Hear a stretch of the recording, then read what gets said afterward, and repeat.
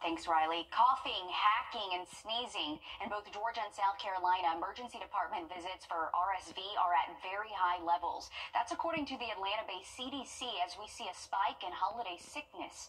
Your Sydney Hood is live in studio with more data on our individual counties. Sydney.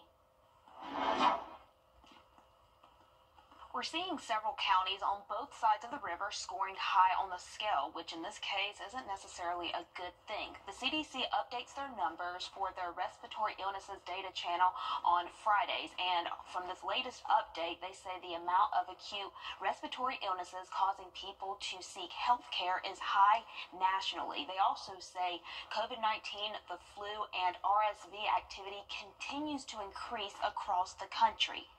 Now, the CDC measures wastewater activity levels and emergency room visits with COVID, the flu, and RSV. And looking at things locally, using Richmond County as an example here, the CDC is showing minimal COVID-19 ER visits and wastewater activity.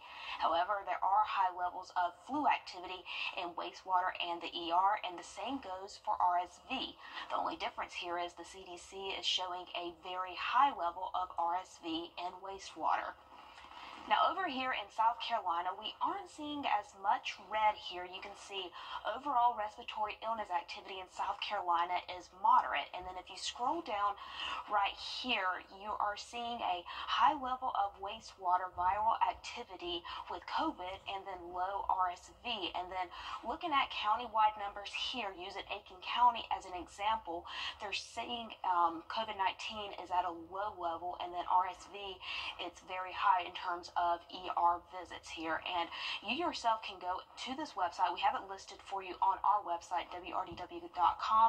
You can look up the state that you live in and then the county that you live in to see what things look like at a local level. Again, we have this listed for you on our website. Go in and type in flu cases and the story will pop up for you. And it's definitely a good tool to use while so many people are out right now and on vacation around so many people. Thanks for following this, Sydney. Today marks 3 months since Hurricane Helene hit our area as a Category 1 hurricane. Since then, FEMA has been stationed in our area to help you get the federal assistance you may need. The deadline to apply for assistance in South Carolina is coming up on January 7th, but in Georgia, state lawmakers successfully moved that deadline to February, giving you more time.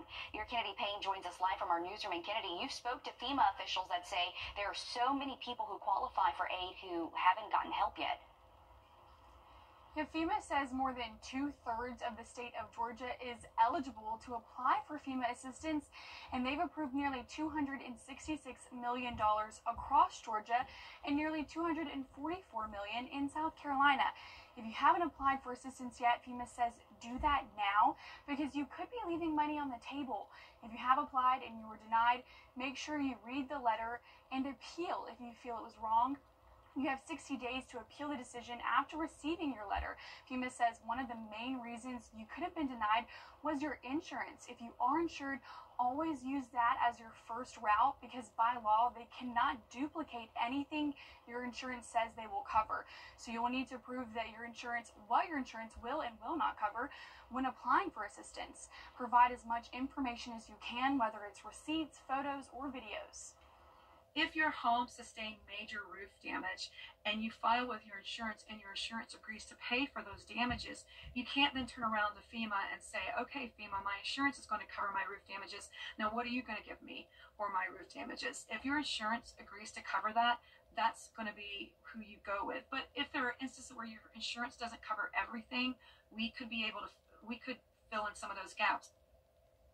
And FEMA says that they will be in our community even after that deadline passes to help assist you. And we'll have a list of ways that you can contact them on our website at Wrdw.com. And those deadlines will sneak up on you, especially for those in South Carolina. Thank you, Kennedy. Georgia Power is still working to replace or repair